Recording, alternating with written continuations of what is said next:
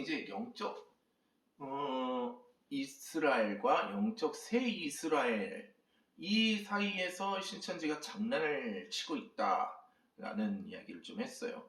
그 과정에서 나왔던 얘기가 다시 정리를 하면 영적 이스라엘, 그러니까 예수 그리스도께서 영적 이스라엘을 이렇게 십자가 죽으심과 부활로 이루셨는데 그 예수 그리스도를 따르는 사람들이 부패하고 타락하여 그 영적 이스라엘은 망했다. 그러므로 영적 새 이스라엘을 만들어야 될 필요성이 있는데 그 영적 새 이스라엘을 만드실 분이 바로 이만희 선생님이시다 라는 것이 신천지의 주장이죠. 네. 자, 그렇다면 이제 답이 이제 하나의 우리가 하나를 이제 유출을 할 수 있는 부분이 이제 정리를 할 수 있는 부분이 있어요. 자, 그렇다면 이 신천지가 2007년에 이제 PD수첩이 이제 신천지 수상한 비밀이라는 프로그램을 이제 저기 다큐 프로그램을 이렇게 만들고 나서 신천지라는 신흥 종교 집단이 심각한 사회적인 문제가 일어나는구나라는 그런 사회적인 공감대가 형성된 이후에 급성장을 했단 말이죠. 오히려 2007년 이후에. 근데 그것을 조금 들여다보면 한국교회의 그 2007년 이후의 상황을 보면 좀 좋은 일보다는 좀 좋지 않은 일들이 많이 좀 있었던 게 사실입니다. 그래서 좀 우리가 좀 살펴볼 필요성이 있는 게 과연 이 신천지가 이제 득세하고 또 코로나 이전까지 이렇게 바로 하는 데 있어서 정말 한국교회의 문제점도 한국교회의 책임이 없는가 이런 부분에 대해서 조금 우리가 좀 살펴볼 필요가 있어요. 그래서 탈퇴를 하고 또 센터까지 경험했던 이런 분들의 입장 그리고 또 지금 또 건전한 교회에서 신앙생활 하는 입장에서 한국교회가 이 신천지 문제에서 좀 자유로울 수 있는가 이런 부분을 좀 얘기를 좀 해보려고 해요. 한국교회가 이제 신천지가 이렇게 급성장하게 되는 그 원인 제공을 했다고 보시는지요? 우리 비영재님이 한번 좀 얘기해 보시죠. 그러니까 저는 하나님께서 그 선민이 이렇게 정신을 못 차리고 이렇게 죄를 저지를 때 이방을 몽둥이 삼잖아요. 그래서 신천지는 정통교회와 분리된 그냥 사탄의 세력이라고 저는 생각합니다. 그래서 하나님은 그 사탄의 세력을 그냥 그대로 두시는 것 같아요. 그래서 사탄은 그대로 두되 그거에 대해서 이제 정통교회, 이 하나님의 그 백성들이, 하나님의 자녀들이 그것에 대해서 어떻게 믿음을 지키는가, 그것을 그냥 이렇게 다 지켜보시는 것으로 저는 보입니다. 그래서 그러한 것에 있어서 신천지가 이렇게 주장하는 것들, 예를 들어서 세례 요한이 배도자다, 혹은 어떠한 배도하고 멸망하고 구원하는 일이 있다, 이런 것이 시대마다 반복된다, 이러한 것들을 우리가 그 정통교회에서 어떠한 성도의 교제나 어떠한 새벽 가을 부흥회나 이런 것도 좋지만 교리적으로 삼위일체를 가리키고 또한 그 세례 요한이 배도한 것이 아니라 그 자신의 사명을 다하고 그 다음에 그 헤롯이 그 부패한 것들을 이렇게 선지자로서 이렇게 외치고 바른 소리를 하다가 순교를 한 것인데, 이런 것들을 가르쳐야 되는데 어떠한 성도의 교제만을 하고 어떠한 교회가 부흥하고 어떠한 교회 건물을 올리고 이런 것에만 치중하다 보니까 어떠한 어떠한 그 이단으로부터 지킬 수 있는 사도신경이라는 것도 이단으로부터 그 교회 정통교회를 수호하기 위해 생긴 고백으로 알고 있는데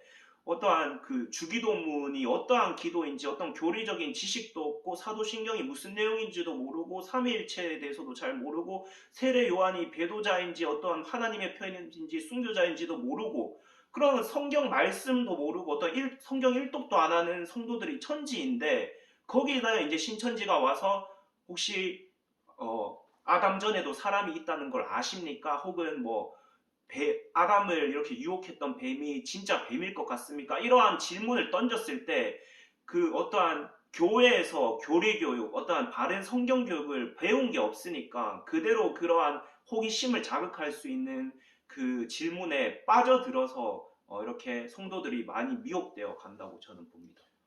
우리 A 형제님은 좀 어떻게 보세요?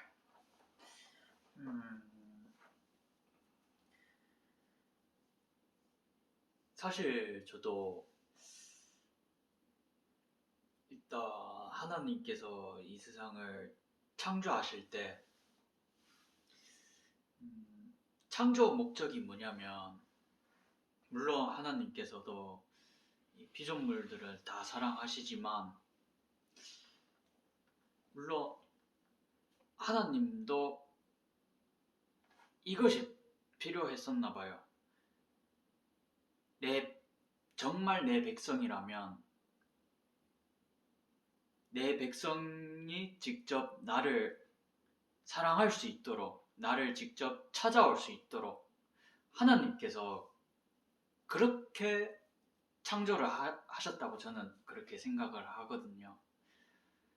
예를 들어 쉽게 말해서 우리가 애완견을 키울 때 로봇 개를 키우는 것보다 진짜 개를 키우길 원하잖아요. 대부분의 사람들이. 하나님도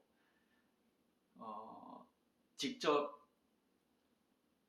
찾아올 수 있는 그런 백성이 되기를 창조하셨다고 저는 그렇게 생각하기 때문에